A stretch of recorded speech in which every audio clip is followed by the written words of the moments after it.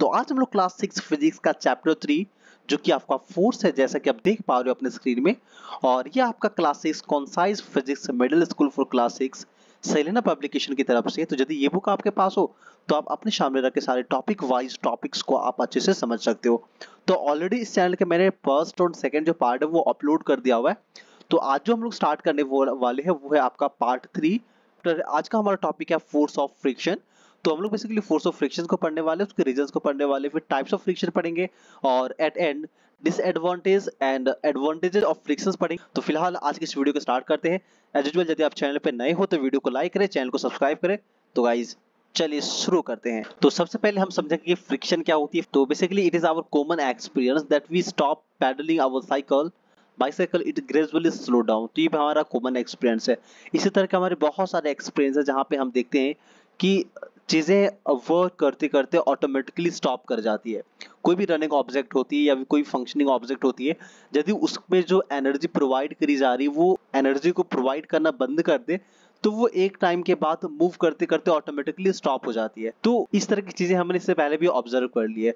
जैसे कि यहाँ पे देख सकते हो ये जो छोटा सा बच्चा चिंटू है वो एक बॉल को ना इस रोलिंग पे रख करके रोल कर रहा है। तो देख रहे हो कि ये जो आपका स्लोप है, यहाँ पे बॉल को रखने के बाद वो लुढ़क करके थोड़ी सी आगे जाता है और एक टाइम आता है उसके बाद जाके ये रुक जाता है। तो भाई हमारे सामने क्वेश्चन ये खड़ा होता है, व्हाई डिड द बाइसिकल और बॉल स्टॉप। तो ये जो बॉल है या फिर रनिंग बाइसिकल है या फिर इसी की जैसा वर्किंग करता है वो कोई और मशीन्स वगैरह जो रनिंग कर रहा है, तो वो एक टाइम के बाद रुक क्यों जाता है। तो इसके पीछे का जो रीजन है वो हमारे पास ये आता है कि since only a force can stop a moving body, so we can say that there must be a force acting on the bicycle or the ball which has stopped them। मतलब इसके पीछे का रीजन यदि हम जानने का प्रयास करें तो हमें ये समझ में आता है कोई भी मूविंग बॉडी है जब तक उस पर कोई एक्स्ट्रा फोर्स एक्ट ना करे, जो कि हमने इसके फर्स्ट पार्ट में पढ़ा था वो आपका फोर्सेस वाला में, कोई भी ऑब्जेक्ट तब तक मूव करती रहती है जब तक उसमें कोई एक्स्ट्रा फोर्स एक्ट नहीं करता। तो यहाँ पे कौन सा एक्स्ट्रा फोर्स काम कर रहा है जिसकी वजह से ये जो बॉल से वो मूव करते करते थोड़ी दूर जाने के बाद वो रुक जाता है। The force which slow down. तो ये जो फोर्स है ना जो इस मूविंग बॉल बाइसाइकिल या फिर अदर मशीन्स को स्टॉप कर दे रही है एक टाइम के बाद, is called the frictional force और फोर्स ऑफ फ्रिक्शन। तो इसी फोर्स को हम लोग कहते हैं फोर्स ऑफ फ्रिक्शन और फ्रिक्शनल फोर्स। और ये जो फोर्स है वो हमेशा मोशन को अपोज करती है, और ये अपोज तभी करती है जब मूविंग बॉडी किसी दूसरे ऑब्जेक्ट के कांटेक्ट में हो। जैसे कि यहाँ पे देख सकते हो फिगर में, ये आपका लैंड है, सरफेस है, और ये जो चिंटू का बड़ा भाई है वो क्या कर रहा है, इस बड़े से बॉक्स को लेफ्ट साइड मूव करने का प्रयास कर रहा है। तो अब जो फ्रिक्शन है वो इस बॉक्स और लैंड के बीच में एक्ट करेगा और इस फोर्स के ऑपोजिट डायरेक्शन में काम करेगा। मतलब ये जो चिंटू का बड़ा भाई है वो लेफ्ट साइड यदि इस बॉक्स को मूव करने का प्रयास कर रहा है तो जो फोर्स ऑफ फ्रिक्शन है वो आपका एक्ट करेगा इसके जस्ट ऑपोजिट डायरेक्शन में। देखो क्या लिखा हुआ है, friction is the force that opposes the relative motions between the two surfaces in contact with each other. और ये हमेशा दो सरफेस है जो कांटेक्ट में होती है उसके बीच में काम करते हैं। आप अपने हैंड का भी एग्जांपल ले सकते हो। आप यदि दोनों हाथों को आपस में कांटेक्ट में लाते हो, उसको रब करते हो, तो फिर आप देखते हो कि रब करने में उतना फ्रीली मूव नहीं कर पा रहे जितना कि आप हवा में मूव कर पाते हैं। तो ये क्यों हो रहा है कि जब दो ऑब्जेक्ट, दो आपके दोनों हथेली जो है आपस कांटेक्ट में आते हैं और फिर जब उसको रब करते हो तो वहां पे एक फ्रिक्शन क्रिएट हो जाती है, और ये फ्रिक्शन जिस डायरेक्शन में आप अपने हाथ को मूव करते हो उसके ऑपोजिट डायरेक्शन में वो वर्क करती है। इसलिए आपके हाथ जो है बहुत ज्यादा देर तक रब करने के बाद वो गर्म भी हो जाता है और आपको ज्यादा बल लगाना पड़ता है। नेक्स्ट है इफेक्ट्स ऑफ फ्रिक्शन। फ्रिक्शन के बेसिकली आपको 3 से 4 इफेक्ट्स पढ़ने होते हैं। तो चलो एक वन बाय वन सभी को देख लेते हैं। तो फर्स्ट है आपका फ्रिक्शन अपोजेस मोशन। तो बहुत ही सिंपल और बेसिक से बात लिखी हुई, जो फ्रिक्शन है ना वो मोशन को अपोज करती है। यदि कोई बॉडी आपका मोशन में है तो जो फ्रिक्शन है वो उसे अपोज करती है, वो नहीं चाहती कि जो आपका बॉडी मोशन में है वो हमेशा मोशन में रहे। देखो क्या लिखा हुआ है कि we have read above the friction is a force which opposes motions. In daily life we often have to move bodies from one place to another. देखो हमारे डे टू डे लाइफ में भी ऐसा बहुत बार होता है जहाँ पे हमें चीजों को एक जगह से दूसरा जगह तक आइदर पुशिंग और पुलिंग करके पहुंचाना होता है। सपोज करो we want to push the box, if you push the box with a little effort we find that box does not move. मान लो ना हमें एक बॉक्स को मूव करनी, जैसे फिगर्स में देख सकते हो, यदि हमें इस बॉक्सेस को मूव करनी है, हम लिटिल फोर्स लगाएंगे तो फिर हम देखते हैं कि जो बॉक्स है वो मूव नहीं हो रहा है। This means that there is some opposing force between the box and the ground which makes the box do not move। जो भी हम लिटिल फोर्स लगा रहे हैं इसके वजह से जो ऑब्जेक्ट मूव नहीं कर रही है, दैट मीन्स ये हुआ ना कि हम जितना फोर्स लगा रहे हैं उससे कहीं अधिक फोर्स के साथ कोई उसे रोक रहा है जो आगे मूव नहीं करने दे रहा है, that opposing force is called the force of friction. तो ये जो अपोजिंग फोर्स है ना, लिटिल फोर्स को जो अपोज कर रही है, ये आपका फोर्स ऑफ फ्रिक्शन कहलाती है। सेकेंड पॉइंट है friction always acts in a direction opposite to the direction of motion. तो क्योंकि फ्रिक्शन मोशन को अपोज करती है, यदि motion of direction towards left है तो जो फ्रिक्शन है वो आपका टुवर्ड्स राइट एक्ट करती है, मतलब हमेशा इसे मोशन को अपोज करनी होती है। तो जिस डायरेक्शन में मोशन होगा उसके जस्ट अपोजिट डायरेक्शन से फिर फ्रिक्शन जो है वो वर्क करती है। नेक्स्ट पॉइंट है फ्रिक्शन प्रोड्यूसेस हीट। तो जब भी कोई मूविंग ऑब्जेक्ट जो है वो मूव कर रही होती है और फ्रिक्शन अपोज करती है तो एक हीट जनरेट होता है, जिसे हम लोग बहुत आसानी से फील कर सकते हैं। It is our common experience that if we rub our palm they become warm. जब भी हम अपने हाथों को पाम को रब करते हैं एक दूसरे के साथ तो हम देखते हैं कि जो हमारी हथेलियां हैं वो धीरे धीरे गर्म हो रही है। फिर जितने भी मूविंग ऑब्जेक्ट है, इवन आपका फैन हो या फ्रीज हो, मोटरसाइकिल हो, कार हो, या जो भी इंजन हो, मशीन हो, जो मूव कर रही है, तो आप देखते हो उसके जो इंजन होती है ना वो गर्म हो जाती है ड्यू टू फ्रिक्शन। फ्रिक्शन क्या करती है? फ्रिक्शन जो है वो हीट को प्रोड्यूस करती है। दैट्स व्हाई कोई भी मूविंग ऑब्जेक्ट जो है, रनिंग ऑब्जेक्ट है, मशीन से, वो आपका हीट हो जाता है। Similarly, due to friction, the moving parts of machine gets people used to produce fire by rubbing two stones। देखो अर्लियर टाइम में, एंशिएंट टाइम में क्या होता था, जो पीपल्स थे वो पत्थरों को आपस में टकरा के, लकड़ियों को आपस में घिस घिस के जो है वो आग जलाया करता था, हीट को प्रोड्यूस करा करता था। The lighting of match stick by rubbing it on the rough surface is also due to friction. इसलिए जो अभी जो हम लोग मैच स्टिक यूज करते हैं ना, उसके रफ सरफेसेस पे रब करने के बाद उसे जला पाते, क्योंकि वो जो सरफेस है वो रफ होती है, फ्रिक्शन हाई होती है।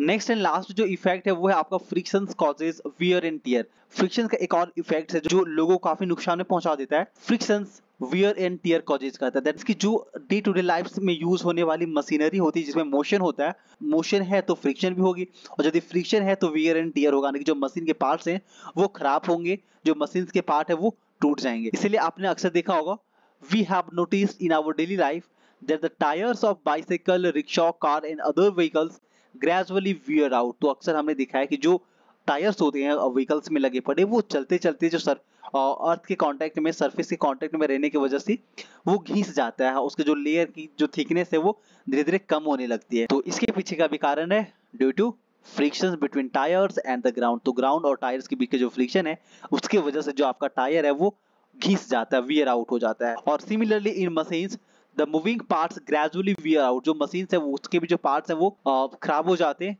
दे आर कंटिन्यूअसली यूज, जब उसे हम लोग बार बार कंटिन्यूअसली यूज करते हैं। दस friction causes wear and tear. तो इस तरह से हम कह सकते हैं कि फ्रिक्शन जो है वो आपका वियर एंड टियर को प्रोड्यूस करता है। चलिए, तो ये इफेक्ट्स कंप्लीट हो गया। अब नेक्स्ट देखते हैं, नेक्स्ट जो टॉपिक है वो है आपका factors affecting the force of friction. वो फैक्टर्स क्या है जो फोर्स ऑफ फ्रिक्शन को बढ़ा सकती है या फिर घटा सकती है। फर्स्ट पॉइंट है the smoothness of the surface. यदि सरफेस का जो स्मूथनेस है उस पर डिपेंड करता है कि जो फ्रिक्शन है वो कैसा होगा।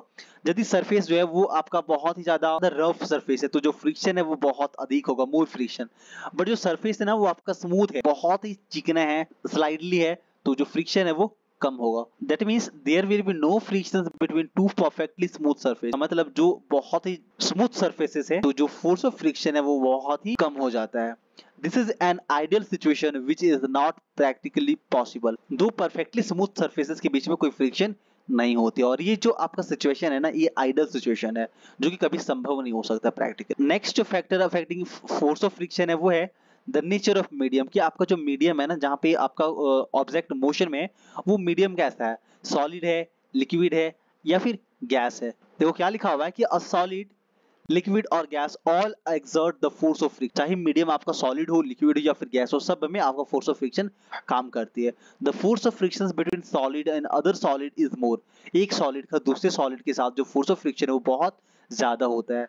As compare it is less between solid and liquid. और यदि कोई सॉलिड लिक्विड में मूव कर रहा है तो जो फोर्स ऑफ फ्रिक्शन है वो कम लगती है। And still less between solid and gas. और लिक्विड से भी कम फ्रिक्शन जो है वो आपका गैसेस में लगता है। इसलिए अक्सर आपने देखा होगा जो ट्रैवलिंग है ना, एयर में ट्रैवलिंग सबसे फास्टेस्ट है और अर्थ पे ट्रैवलिंग को स्लोएस्ट माना जाता है। नेक्स्ट एंड लास्ट जो फैक्टर है वो है the weight of the moving body. That means जो फ्रिक्शन है वो मूविंग बॉडी के वेट पे भी डिपेंड करता है। यदि आपका जो मूविंग बॉडी है वो बहुत हैवी है तो फ्रिक्शन भी बहुत ज्यादा लगेगा, और यदि जो बॉडी है वो बहुत कम वेट का है तो जो फ्रिक्शन है वो कम लगती है। देखो क्या लिखा हुआ है, greater the weight more is the force of friction. तो जो फोर्स ऑफ फ्रिक्शन है वो भी ज्यादा होगा on the body by the surface। तो ये था आपका factors affecting the force of friction। Now अब हमारा जो next topic है वो है kinds of friction। अब हम लोग कुछ frictions के types देखने वाले हैं कि friction कितने तरह की हो सकती है। friction जो है वो 3 kinds के होते हैं। पहला है static, second is sliding and third one is rolling friction। तो rolling friction और sliding friction तो आपको देखने समझ में आता है कि क्या हो सकता है, बट जो static friction है वो आपको मैं समझाता हूँ। static friction बेसिकली तब वर्क करती है जब हम किसी बड़े से ऑब्जेक्ट को पुश और पुल कर रहे होते हैं। फॉर एग्जाम्पल सपोज करो कि हमें ना एक बड़ी सी ऑब्जेक्ट को स्लाइड करनी, सरफेस पे खींच के और तो पुल और पुश करके मूव करना है। तो हम लोग क्या करेंगे, बेसिकली फोर्स अप्लाई करेंगे, पुश करेंगे। If the force applied is less, लेकिन यदि जो पुशिंग फोर्स है वो कम होता है, लेस होता है, the object does not move due to the force of frictions on the object by the surface opposing the motion. तो जो ऑब्जेक्ट है वो मूव नहीं करेगा क्योंकि जो फोर्स ऑफ फ्रिक्शंस है वो इस मोशन को अपोज कर रहा है। We then gradually increase the force. तो हम क्या करते हैं, जब ऑब्जेक्ट मूव नहीं होती तो हम अपना जो फोर्स है वो थोड़ा ज्यादा बढ़ाते, एक हाथ से फिर दोनों हाथ, अब फिर 2 हाथ लगाने के बाद भी नहीं होती तो किसी और को बुला लेते हेल्प के लिए, उससे भी नहीं होती तो और किसी और को बुला लेते। तो हम लोग क्या करते हैं, बेसिकली फोर्स को मल्टीप्लाई करते, उसे इंक्रीज करते। The force of frictions on the object also increases. और जितना हम फोर्स बढ़ाते जाते तो जो फोर्स ऑफ फ्रिक्शन है वो भी बढ़ते ही जाता है। And the body does not move. और इस तरह से जो बॉडी है वो मूव नहीं करता है। If the applied force is increase further, लेकिन इसके बाद भी हम रुकने वालों में से नहीं है। जब हम फोर्स को बढ़ाते जाते तो एक स्टेज ऐसा आता है when the force of friction become such that the net force on the object is 0। तो एक टाइम ऐसा आता है कि हम जितना फोर्स अप्लाई कर रहे हैं और फोर्स ऑफ फ्रिक्शन से भी उतना ही हमें अपोज कर रही है, तो जो नेट फोर्स है ना वो 0 हो जाता है। But at it is just about to slide over the surface. और ये वो टाइम होता है जब हमारा ऑब्जेक्ट बस स्लाइड ही होने वाला होता है। तो एट दिस स्टेज, तो इस टाइम पर जो फोर्स ऑफ फ्रिक्शन वर्क कर रही होती है ऑब्जेक्ट पे, उसे हम लोग कहते हैं स्टैटिक फ्रिक्शन। मतलब स्टैटिक फ्रिक्शन बेसिकली वो फ्रिक्शन है जो किसी ऑब्जेक्ट पे लग रही बाहरी फोर्स के इक्वल आ जाती है। तो इस तरह से हम स्टैटिक फ्रिक्शन को डिफाइन कर सकते हैं कि the maximum opposing force between the object and the surface in contact with it, so the long as the object remains stationary even on applying the stationary force is called static frictions। that means कि हम static friction वो maximum opposing force है जो object को move करने से रोक रही है। और in short हम static friction को कह सकते हैं static friction is a self adjusting friction। Next जो टाइप ऑफ फ्रिक्शन है वो है आपका स्लाइडिंग फ्रिक्शन। और स्लाइडिंग फ्रिक्शन तब वो करती है जब हम ऑब्जेक्ट को स्लाइड कर रहे होते हैं। When the body begins to slide on surface, जब बॉडी आपका स्लाइड करना स्टार्ट कर देती है, the force exerted by the surface on the object is called sliding friction। तो जो फोर्स सरफेस आपका एक्सर्ट कर रहा है उस फोर्स को हम कहते हैं sliding friction. And this is equal to the force required to keep the object in motion. Object को मोशन में रखने के लिए जितना फोर्स हमें अप्लाई करना होता है उस फोर्स के जस्ट इक्वल आपका होता है sliding friction. The sliding friction is less than the static friction. और यदि हम लोग स्लाइडिंग फ्रिक्शन का कंपेयर करें स्टैटिक फ्रिक्शन से, तो जो स्लाइडिंग फ्रिक्शन है स्टैटिक फ्रिक्शन से हमेशा कम होती है। स्टैटिक फ्रिक्शन आपको पता है इसके पहले वाले पॉइंट में हमने पढ़ा था। अब जो हमारा थर्ड टाइप ऑफ फ्रिक्शन है वो है आपका rolling friction. Rolling friction basically तब एक्ट करती है जब आपका ऑब्जेक्ट जो है वो रोल कर रही होती है just like a ball. When an object rolls over a surface, जब भी कोई ऑब्जेक्ट आपका रोल करता है सरफेस पे, तो the force which opposes the rolling motion of the object is called the rolling friction. तो जो फोर्स इस रोलिंग मोशन को उसे रोक रही है, उसे अपोज कर रही है, उस फ्रिक्शन को हम कहते हैं रोलिंग फ्रिक्शन। और जो रोलिंग फ्रिक्शन है वो आपका स्लाइडिंग फ्रिक्शन से भी कम होती है। तो इसको हम ऐसे लिख सकते हैं कि जो आपका स्लाइडिंग फ्रिक्शन है, रोलिंग फ्रिक्शन का जो मैग्नीट्यूड है वो सबसे कम होता है as compared to sliding and static friction। This is why to move a heavy object on the ground, roller are. इसीलिए किसी भी ऑब्जेक्ट को सरफेस पे ग्राउंड पे हमें मूव करानी होती है तो हमें रोलर्स का यूज करना होता है। ये जो रोलर है वो आपका कोई व्हील्स हो सकता है, ये रोलर आपका कोई लकड़ी जैसा स्ट्रक्चर का हो सकता है जिसके ऊपर हम चीजों को रख करके ले जा सकते हैं। Vehicles like car, truck, scooter, bicycle and luggage trolleys etc are provided with wheels। और इसीलिए जो बड़े बड़े व्हीकल्स होते हैं उन सब जैसे कि कार है, स्कूटर है, बाइसिकल है, मोटरसाइकिल है, इन सब में हम लोग व्हील्स का यूज करते हैं क्योंकि जो आपका रोलिंग फ्रिक्शन है वो आपका कंपेयर टू स्लाइडिंग और स्टैटिक फ्रिक्शन से कम होती है। देखो यहाँ पे डू यू नो में लिखा हुआ है